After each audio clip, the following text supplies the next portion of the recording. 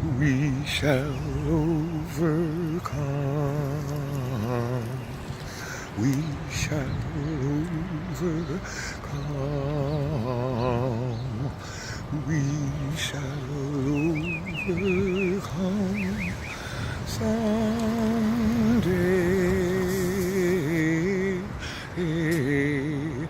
Oh, deep in my heart, I do believe that we shall overcome someday.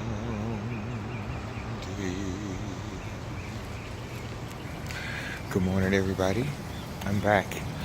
I was actually headed back to Atlanta, but I just thought I needed to stop and say some things. What I have been doing with Impromptu Nebthet musical is a documentary of sorts about, first of all, bogus HIV and how it has impacted me, even in my own city.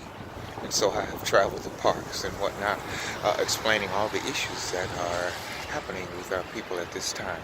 Today, I am here at the Montgomery Capitol building.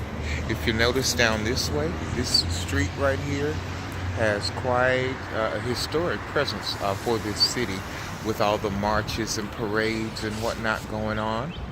And I wanted to say that, I love my city. Being a person raised in Montgomery, Alabama, all the children here had a very strong sense of race, of what happened here, of civil rights. And so it was here that Rosa Parks moved to the front of the bus. And here in my city, where my grandmother lived, who I remember saying to me, I said she lived on Cobb Street, where a lot of maids lived and served the Cloverdale area. But she told me, she said, when the bus boycott came around, she said, I understood it. But she said, my white lady came to pick me up because I had to work. I was raising 4 kids by myself. And so I've never forgotten that. But as it relates to Rosa Parks and Martin Luther King is what I wanted to delve into today. It is so sad that we are learning in this age of truth that so much we thought was truth was actually not. Now, you know that I'm a Bobby Hemmett scholar and a researcher on my own. And I have, just like everything else, it seems like it's one thing after another, whether it's bogus HIV or bogus disease or faulty education. It's so much, it seems, that I'm so upset. I was so upset to learn about Dr. Martin Luther King Jr. All of his speeches and just the pride and that everyone has when they hear his name. But we have learned some things that I want to share here because I want to document it. We might not see these type things in books and textbooks and whatnot. And it apparently has been kept a secret, and they want to keep it a secret. So they are not informing us of the truth of who Dr. Martin Luther King Jr. really was. A Baptist minister, pastor in Atlanta, who served a lot of time down here helping during the bus boycott and civil rights movement. My dad, I recall, had said there were many preachers who were standing up for black people, Vernon Jones being one of them. But Dr. Martin Luther King was not the only one. He was chosen, we now know, by Jews. They wrote his speeches. They organized the civil rights march and movement. And so that was very sad for me to learn, seeing how I believe, based on my experience in Atlanta and Aid Atlanta and the Jewish Temple Complex and everything else I've learned about history, the slave ships that the Jews owned and whatnot, that they were responsible for Martin Luther King. And so he was, what we have learned through Bobby Hemmett, my favorite master teacher, is that Martin Luther King Jr. was a government agent.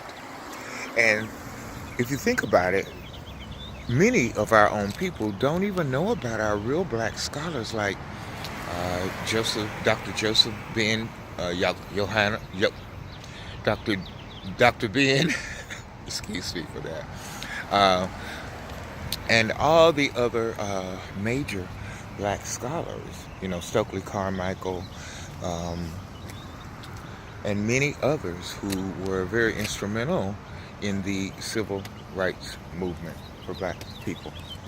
And so because that they pushed Martin Luther King to the forefront, a lot of activity going around me, so I'm being distracted, but I'm going to go forward with it.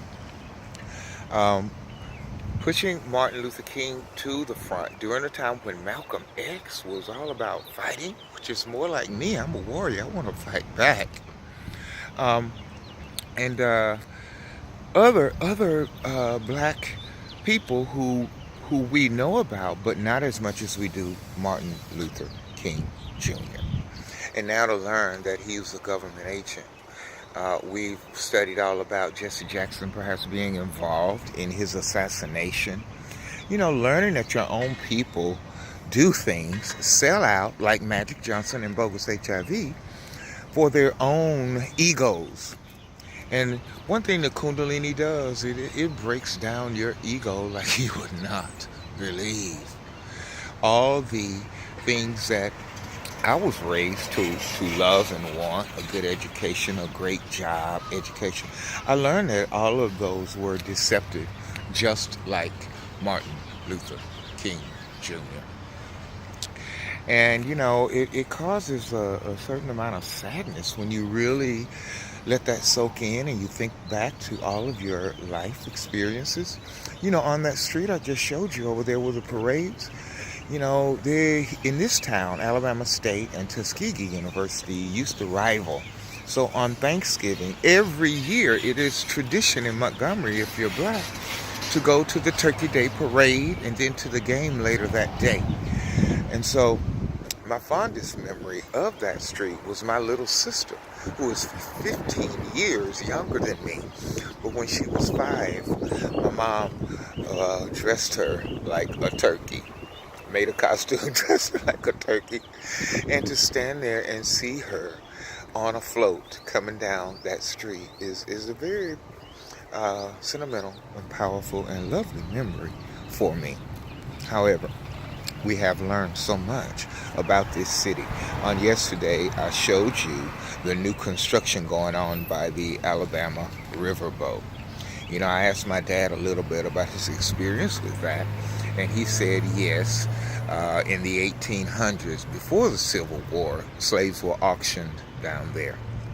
And basically now it's just a tourist area to attract tourists from all over to make money.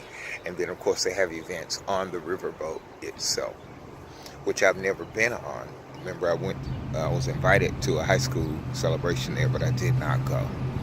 But anyway, I'm so conflicted. I feel like I've been going in a triangle, really, between Atlanta, Birmingham, and Montgomery.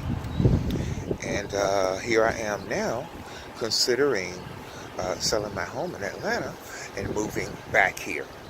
I have so many memories about this state and this city.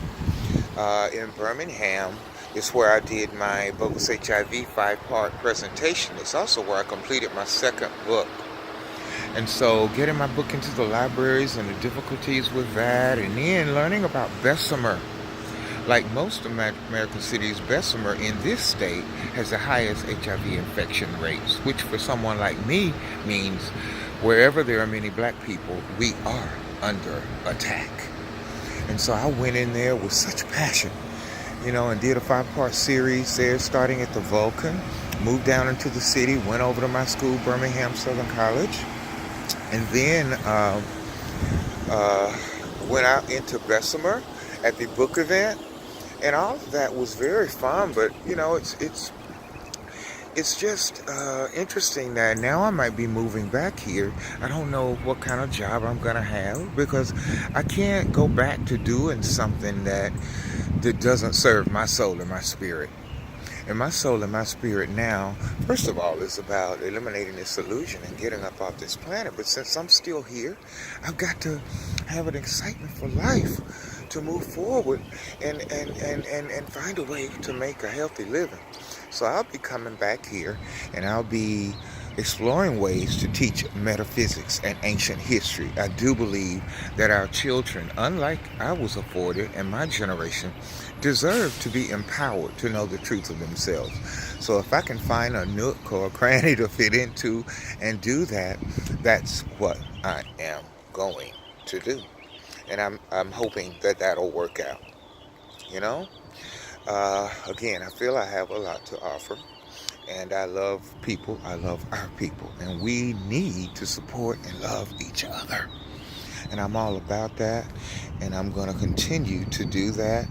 You know, Impromptu, Nebthet, Nephthys musical, I have truly grown to love. And my dad actually gave me a compliment the other day. He was over here, my songs, as I was playing them there at home. And he said, you know, you got a strong baritone voice. He said, you know, people always said that you were talented. Now, my dad has said little things like that before, but for some reason now, him saying that, you know, it sparks something inside you that gives you strength to know that you can go on. And this is my hometown. I was born here. I incarnated here. And apparently this energy was where my soul wanted to be. So it looks like I may be coming back here within a few months. And I'm going to make the best of it. There's Mama Nebthet chiming off of the bell right there. I am Dr. Damien Q. Laster, a.k.a. Kabir Amin Ra, Anpu Asar Set Harakti, the conscious Dr. Rainbow Warrior. I've also forgot to mention about Bobby Hemmett again. I wanted to say that I'm continuing to study and watch his presentations, which, you know, in every way are so excellent and so helpful and inspiring. You know, I'll go back to Atlanta. And that's what I do all day and night, you know, with a few movies sprinkled in there, and I'm all alone. So I'm preparing myself for more bogus HIV, social isolation, hoping that perhaps something will change. So I'm headed back now to Atlanta from the capital city, Montgomery, Alabama. Have a good day, you all. I love you. Me and Mama Nebthet love you. Bye-bye.